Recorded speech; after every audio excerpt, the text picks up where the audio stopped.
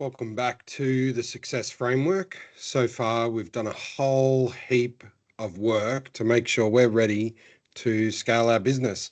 There's been a ton of practical stuff, a few analytical activities, and lots of information that you've collected about your business, who you are, and where you're going.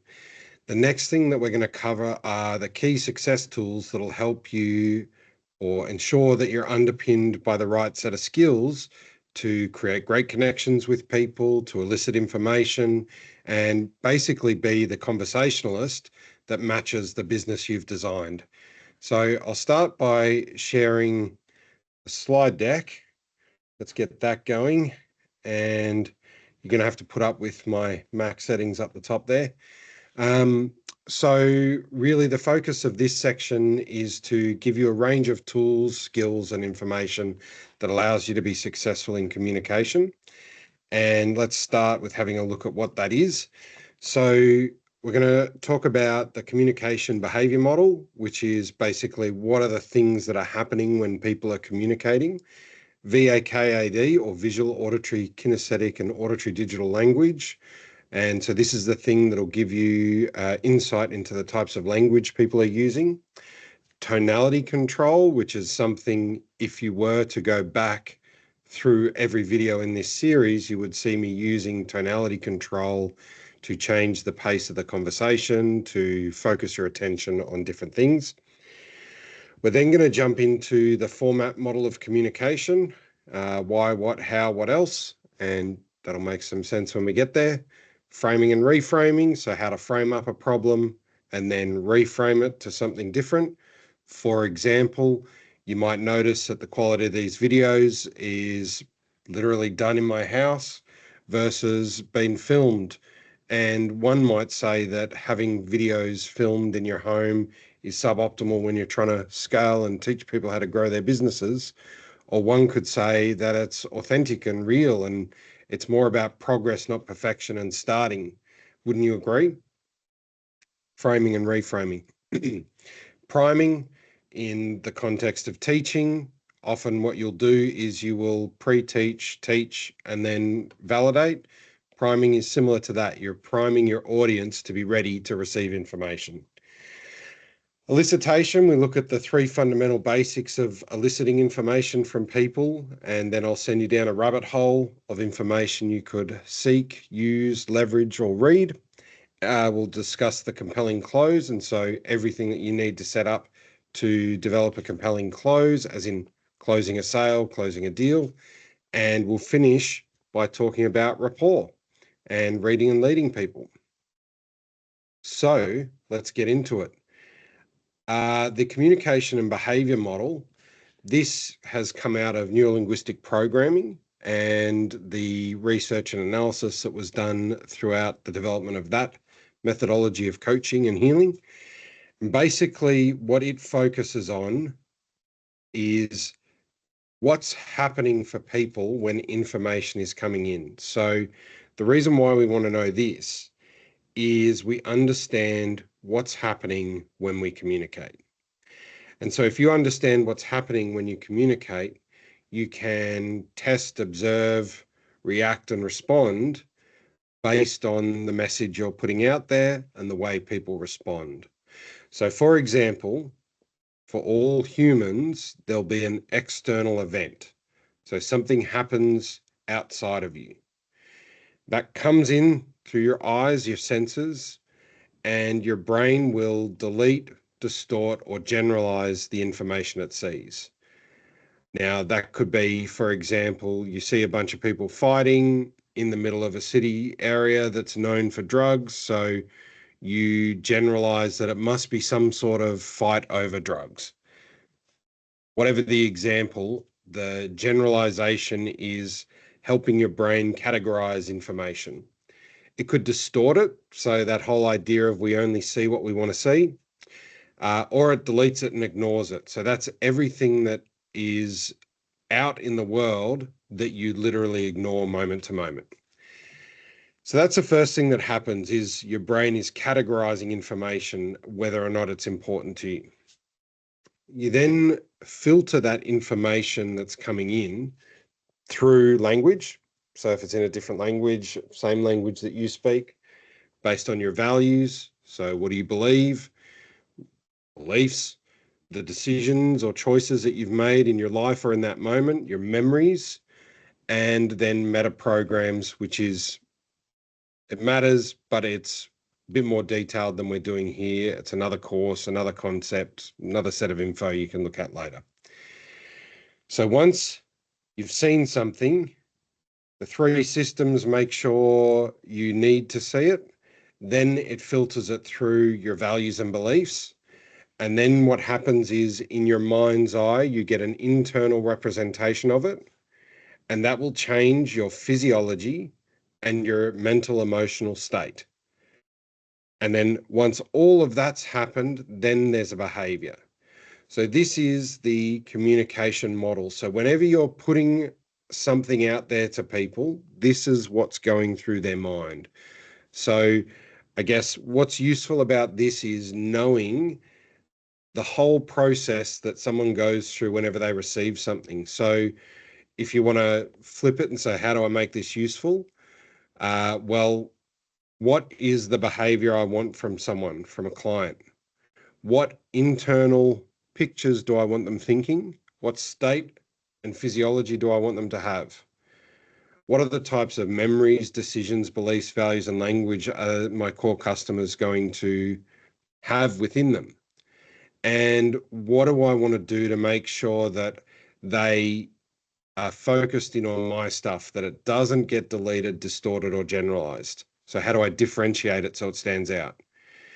Once you reverse engineer that about your core customer, you can design your external events, ads, conversations, stories, whatever they are, to match the behavior you want to your core customer. And so that's the communication behavior model in a nutshell. Next piece is VAKAD, or Visual, Auditory, Kinesthetic, Auditory Digital. So this is called representational systems.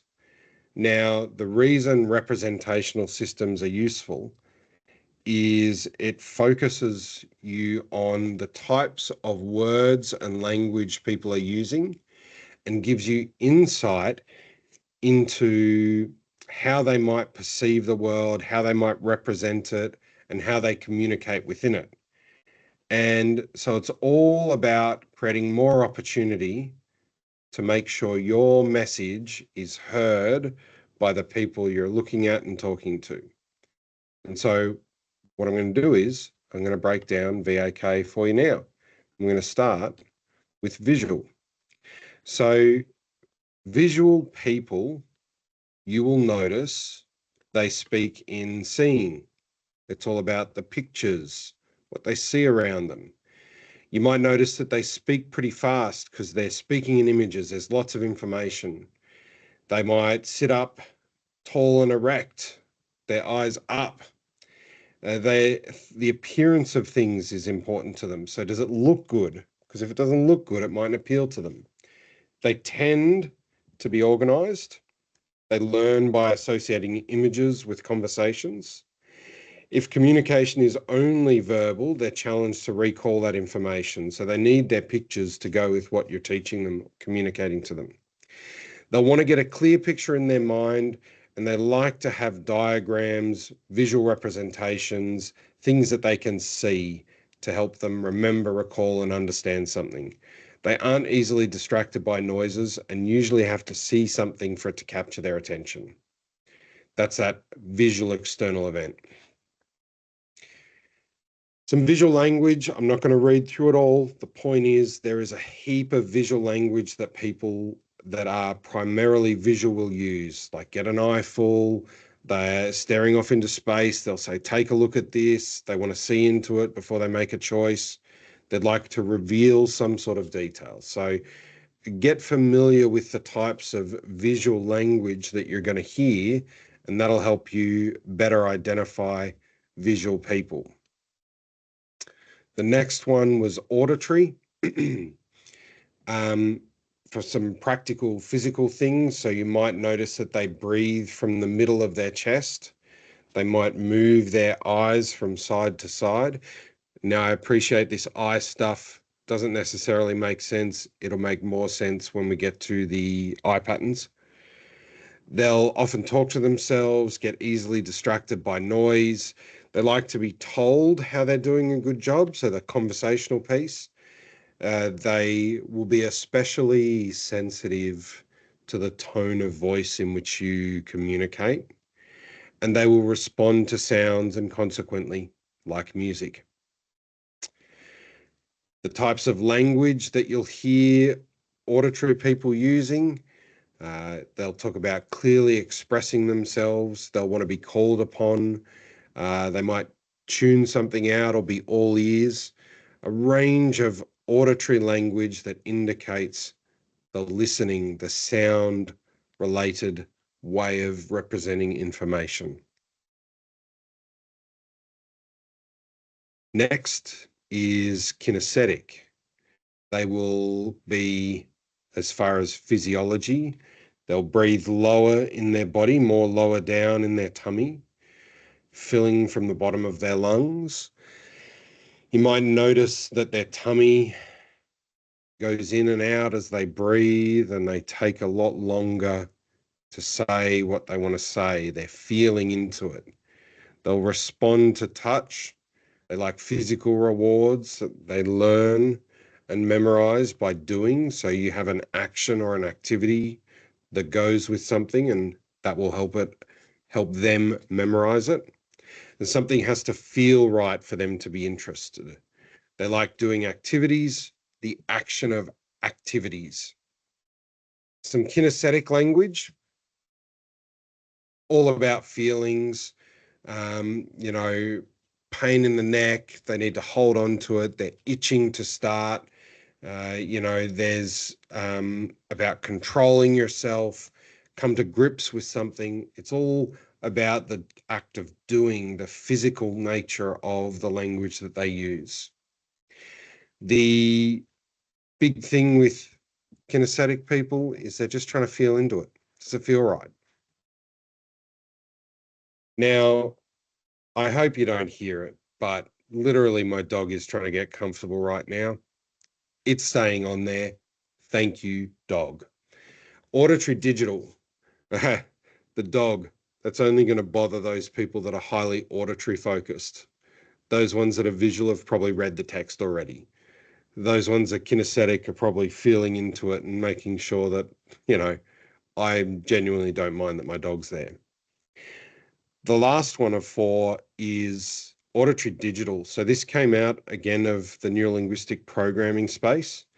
And instead of just doing VAK, visual, auditory, and kinesthetic, they introduced this concept of auditory digital, which captures that type of representational system where there's lots of dialogue in someone's head, the type of person that has lots and lots of criteria for something to be agreed to. They can use all of their representational systems, but ultimately are interested in making sure everything makes sense in its entirety. And they're really focused on figuring out problems.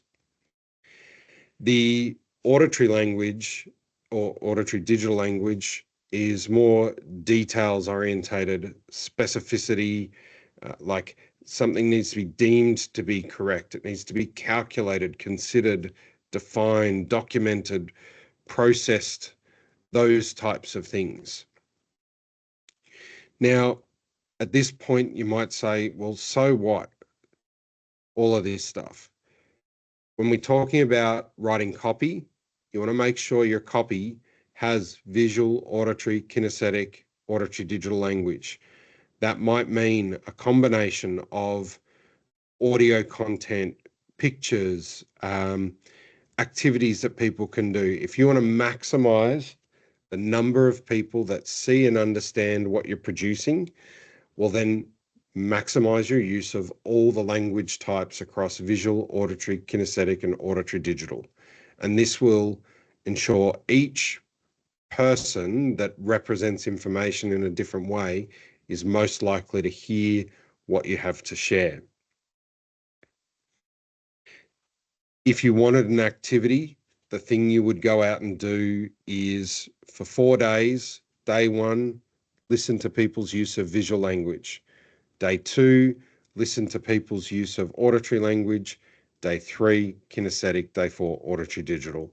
And you're just putting your attention on noticing the language types people use. Alrighty, next, tonality control. So tonality control matters, especially to those auditory people, and it's all about how you use the tone of your voice to communicate. So super simple section of these tools. There are 3 parts to it. So if I wanted to maximize the response rate in a presentation, I might ask something with a questioning tonality. If I just wanted to state a fact, I wouldn't play too much with my tone at all. If I wanted to get people to do something, to take an action in that event, I would use a command tonality. And so based on the conversation you're having, based on the context you're in, you can play with your tonality to change the outcome of your conversation. So it sounds like this. Would you be interested in finding out more about the success framework? The success framework, the tonality's going up. Maybe I've been listening to you and I say, oh, I get it. There is a whole section in the success framework about values. There's a whole section about values. Pretty straightforward, just a statement. Or maybe I want you to take action and do something in a course. So not yet, but in a moment, we're going to fill out your workbook. So if everyone could grab out their workbook now, grab out your workbook now. It's an instruction, it's a command. My tonality is going down. So that's it. It's really bloody simple. You play with your tonality. Up is a questioning tonality, down is a command tonality. Hey, honey, how was your day? Question. Hey, honey, how was your day? Command, not a question, not interested. When I'm talking to my kids in the car. So you can play with your tonality throughout conversation. At this point, I'm smashing you with all the information about all these communication skills. You can go to the Becoming OP website and read the blogs about all of this stuff. You can pause each section, have a play with it. I definitely recommend with all of these communication skills, the activity is simple. First, learn about it, but then dedicate a day to each part. And so all that means is day 1, you're practicing X, day 2, you're practicing Y. Give yourself a chance to experience and observe these things happening in the real world. Next, what we're going to talk about is the format of communication, or the format communication model. This is probably one of my favorite communication models because it pretty well focuses you in on exactly how you should go about structuring your communications. The reason why you would use this is to develop copy, to write a story, to prepare for a presentation, to teach something, to figure out exactly what it is you want to talk about or what it is you know about something. And it's really all about focusing on 4 parts: why, what, how, and what else. The key thing to know here is why people, because we're talking about people, we're talking about communication.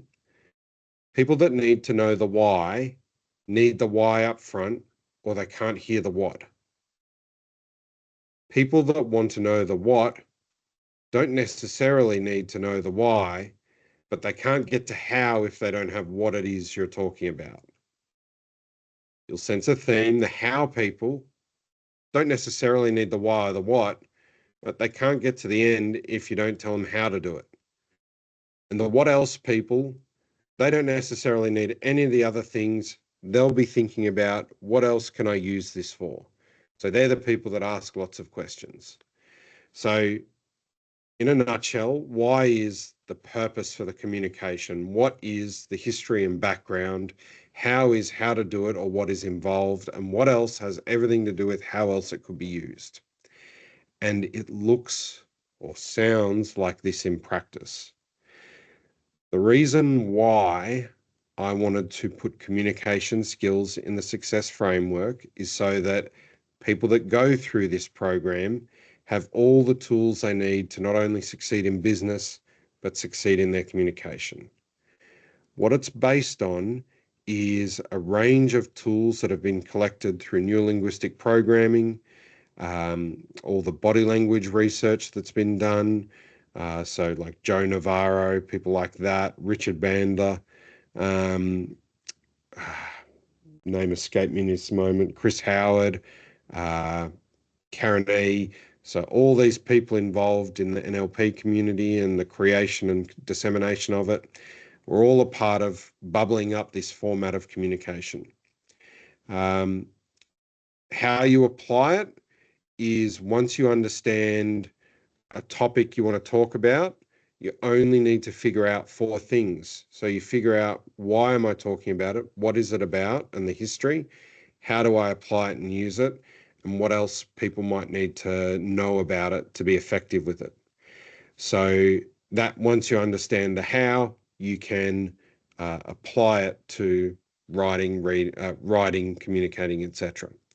And that's just simply by creating a mind map or writing out the 4 questions and writing down exactly what you know about each section for your topic. The other ways in which you might think to use this, so what else you can use this for? You can use this to develop chapters in your stories, if you're writing a story. So maybe you have a chapter where a character is facing a problem, so you would bring out your why, what, how, what else. So why is he here? What is he doing? How is he going to get through it? And what else does he need to consider? Maybe you're writing a blog. You pick a topic and then you list out, why would someone want to read this? What is it about? How do they apply what you're teaching them? What else do people need to know? And so you can use this to basically define, document, and write out anything, and then communicate everything about that topic. And so the truth is, I'll just jive with you guys and I'll speak and I'll tell you what I'm teaching you. Often enough, I would say 60 to 70% of the time, I'll default back to this format model of communication to make sure I'm giving you exactly what you need to be effective with these tools. And that's the format model of communication.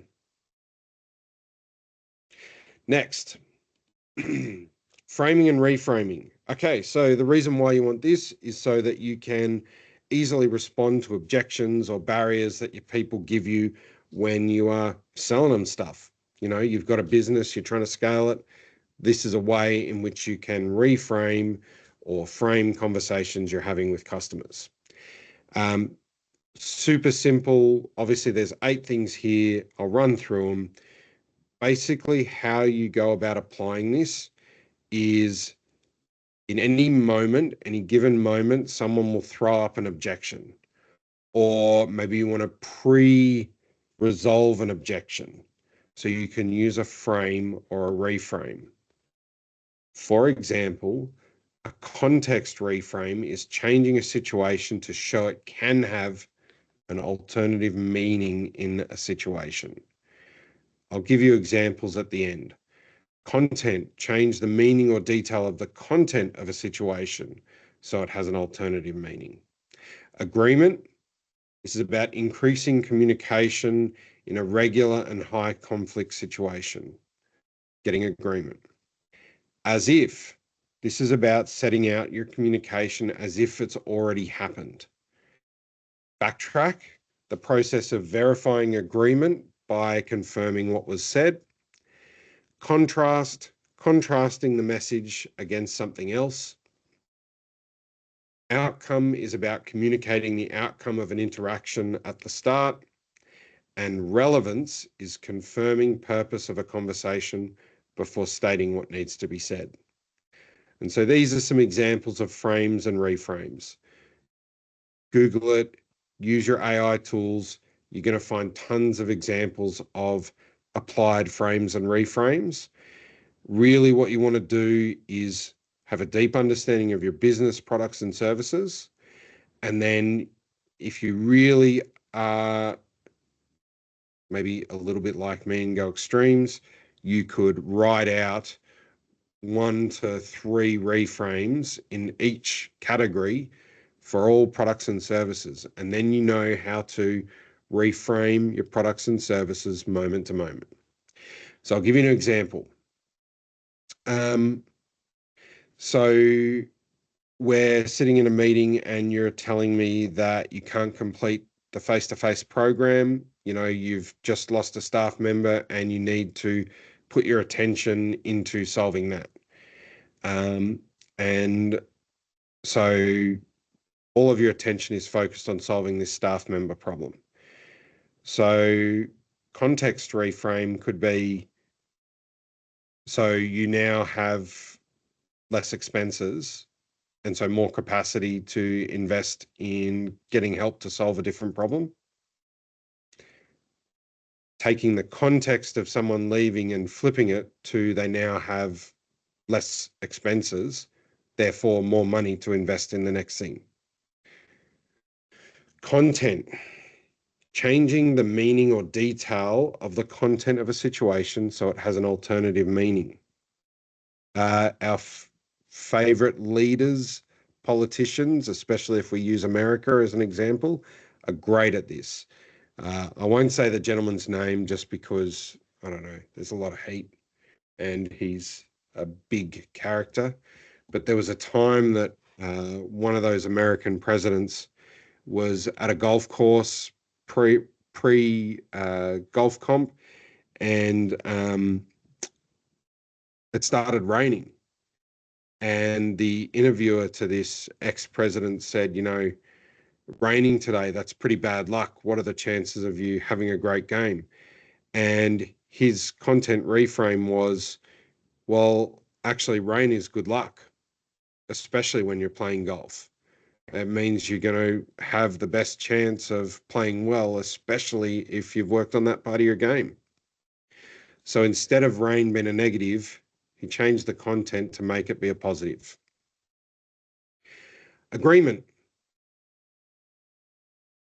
This is an easy one. Do you think it's important people have good communication skills in business? You say yes.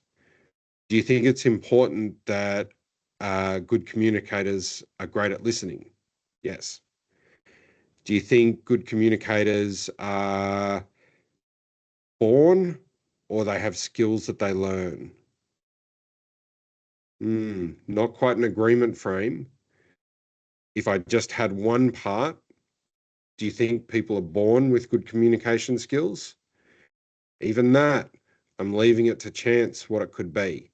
Agreement frame is all about asking questions that result in a yes, because the more yeses you can get in a conversation, the better outcome you're going to get when it comes to actually asking for a deal, for a sale, whatever it is. So, I mean, you could agree, I hope, that having these communication skills will help you convert more leads. All right, as if.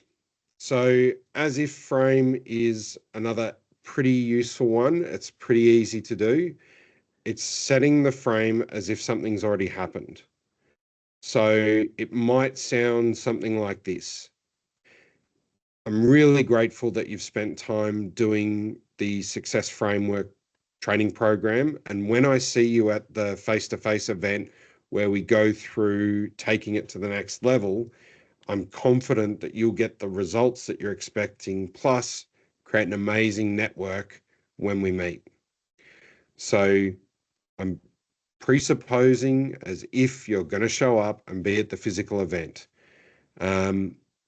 Maybe you sell a physical product. So it could be something like, when you're using this at home, you'll see the results instantly when you use your sponge to clean up something, whatever it is. So it's all about acting as if. Backtrack, process of verifying agreement and confirming what is said. I think everyone has probably done this already because it's pretty well trained in the corporate world, and I imagine most other places as well. Super simple. I listen to what you say and then I validate what I heard. So you tell me something, you tell me your biggest problem is you're struggling to hire people that are aligned to your values. And then the retention of those people is the next biggest challenge. And so I would say something like, if I'm hearing you right, retaining people is really important and it's one of the biggest challenges you're facing. Not only that, it's also finding people that align to your values and want the same things you want. Is that right?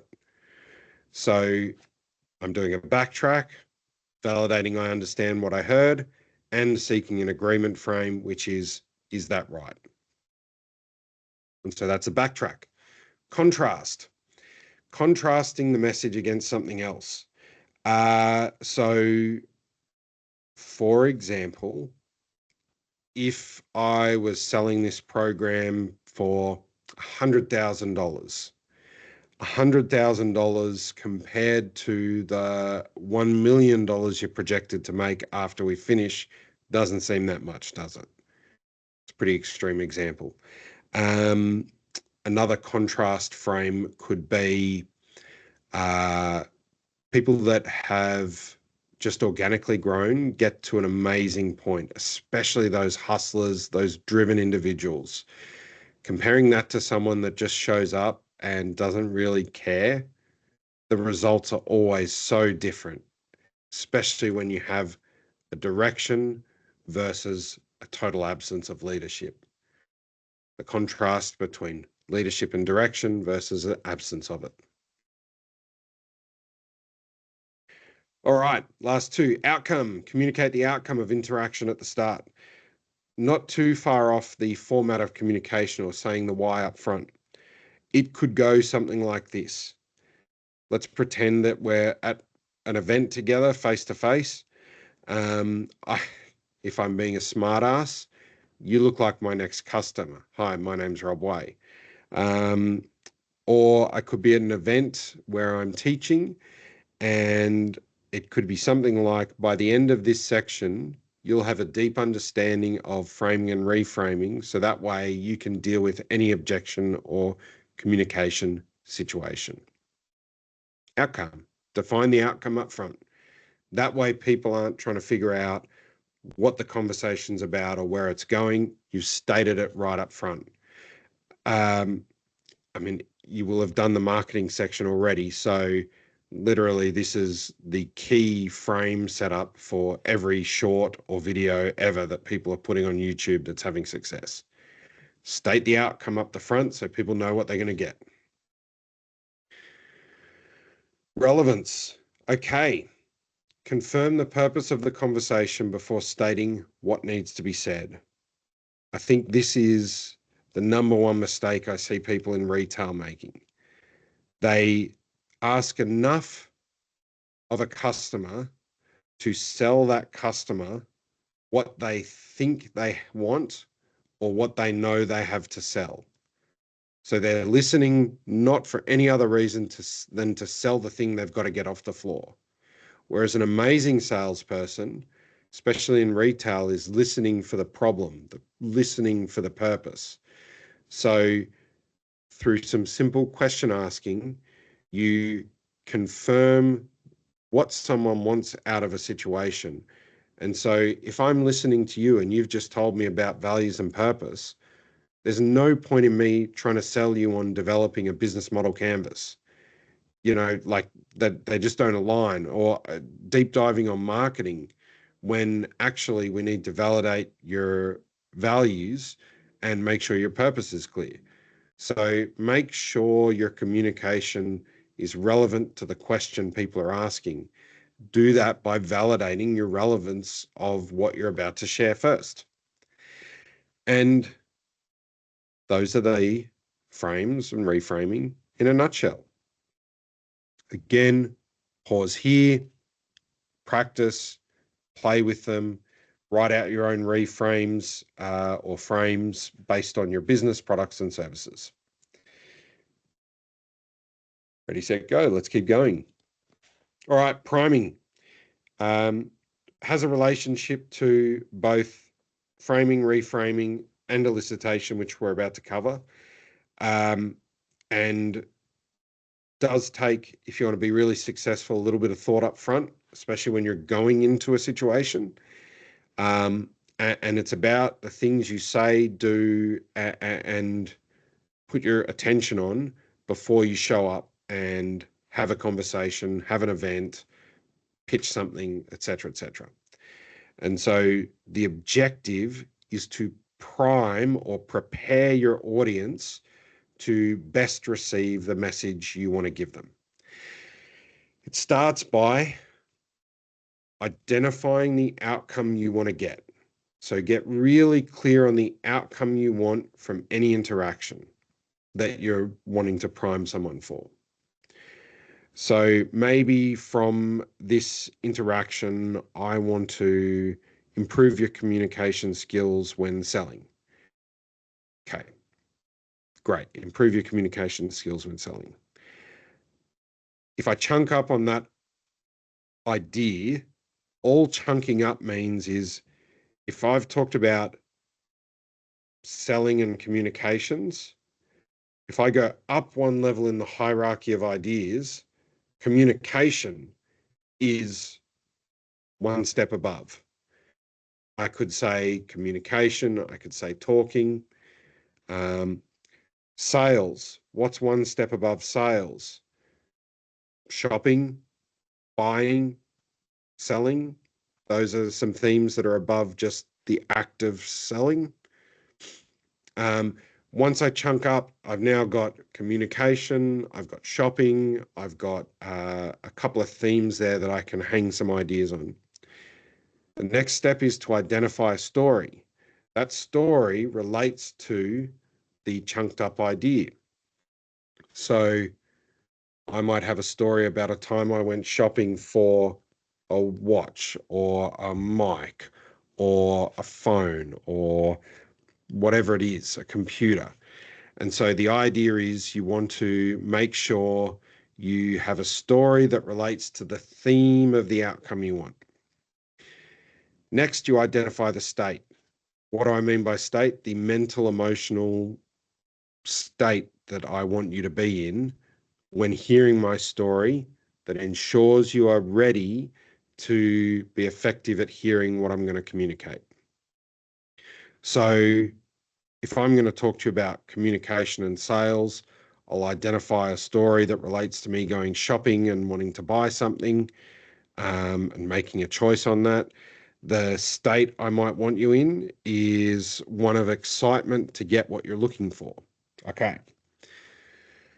Then you want to review the environment. So where are you going to be speaking? So if I'm going to speak at an event, my approach will be different to speaking at a business lunch versus speaking to someone at a networking event. So the time and attention I might have from people is going to change based on the context of the environment. And then the last step is once you have all of this information available, you identify its simplest form. So I'll give you the long version and the short version.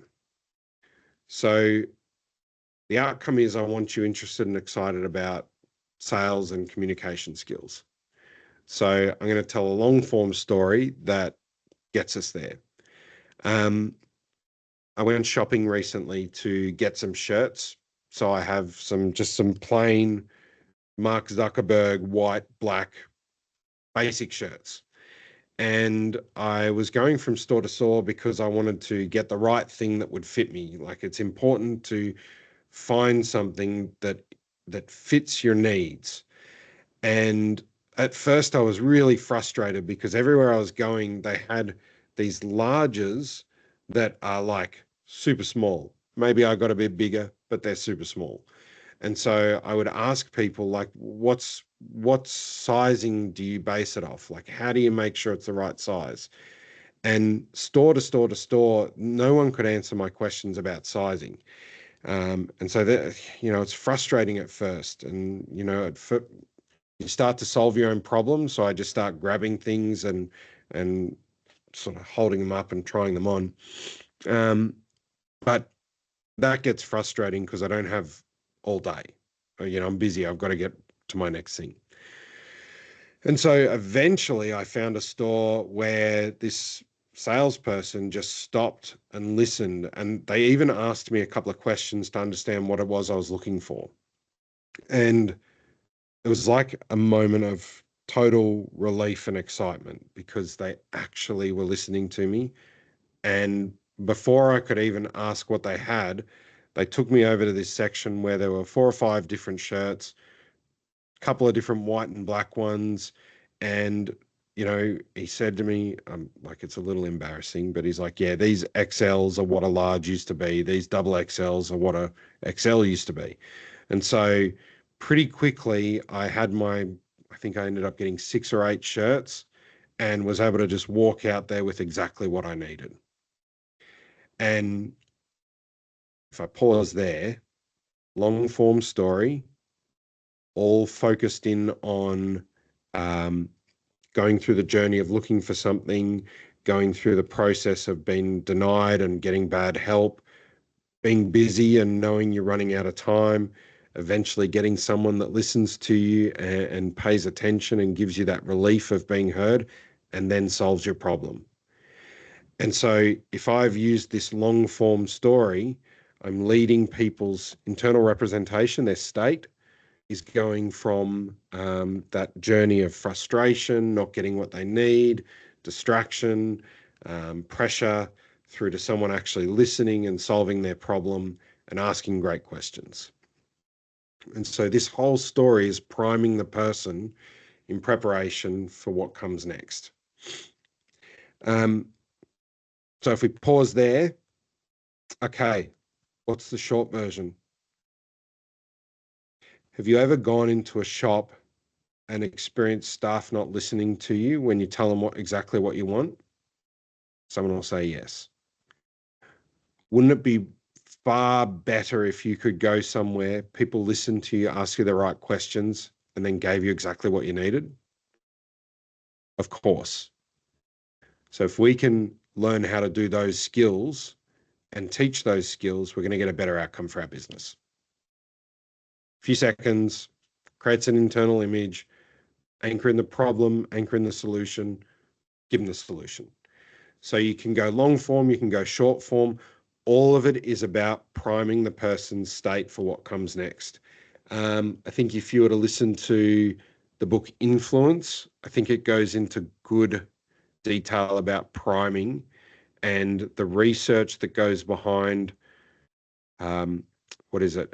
whatever comes first primes what will be seen or heard next. So everything that's happening reinforces what happens next, hence priming. All right, if you need to, pause. Otherwise, keep cracking on for the next thing, and then you can come back and have a look at each section as you want to. Elicitation. So elicitation starts with 3 things. I mean, if you pull it all together, you're doing priming, you're doing format, you're doing reframing and framing. All of these things go together. In a little bit, I'll teach you a bit more about rapport. The other basic is about asking open-ended questions and active listening. Really, if you can do those 3 things, that will get you most outcomes you want as far as eliciting information. It is a little bit more detailed than that, but that's a little bit more advanced. And I think you just start with the basics, which these are, and then you can look into how do I expand my ability to elicit. So let's just start with the basics.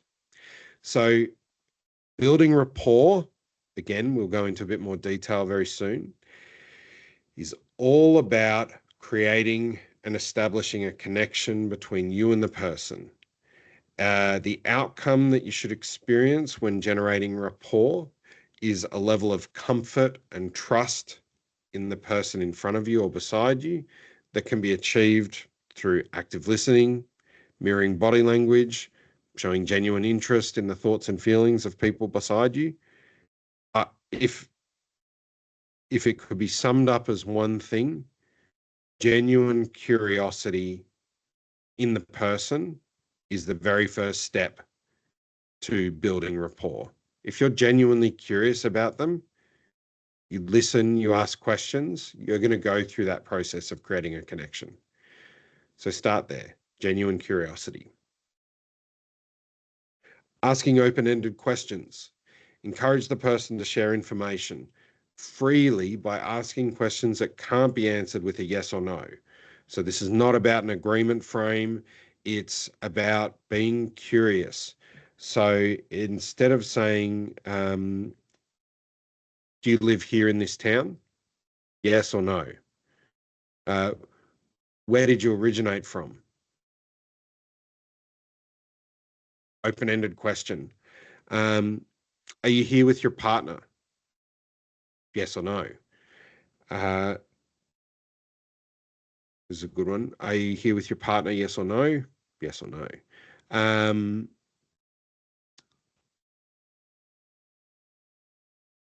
Do you have a relationship with someone that comes with you?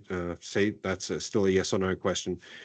I'd rather fail with you and progress you than cut this up. So we're talking about partners. What's important to you in a relationship? Boom. That one depends on context, but again, the difference between open and closed. So you want to make sure you're nailing your open and closed questions over yes or no answers. Like the goal is to have people talking. If people are talking, you're in the process of being curious, you're building rapport, you're starting to elicit information. Active listening. So the big mistake people make is they wait for their chance to talk. And so if you're waiting for your chance to talk, you're not building rapport, you're not building a connection. So what you need to do is active listening. And definitely don't leave insert in your slide deck, but that's staying in there because progress, not perfection. So active listening is all about paying close attention to what's been said, as well as not what's not being said. So you're looking, you're listening, you're asking questions, and you're watching people's reaction to the things you say, which will become much easier to do once we get into a bit more on the rapport stuff. So you're looking for those cues, you're reading between the lines, you're collecting evidence and information about how they respond to you.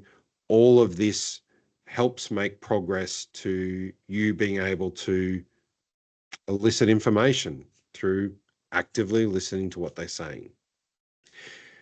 And so what I'm going to do is I'm going to pause there and we'll say this is part one of the communication skills. What we're going to get into next is a range of things. This includes the compelling close, reading and leading people, a bunch more about rapport, and how to create that connection with people. The way to be sensory aware. So how do you be effective at active listening? So I'm going to end the video here, then start up section 2. We're going to dive straight into the compelling close when we come back.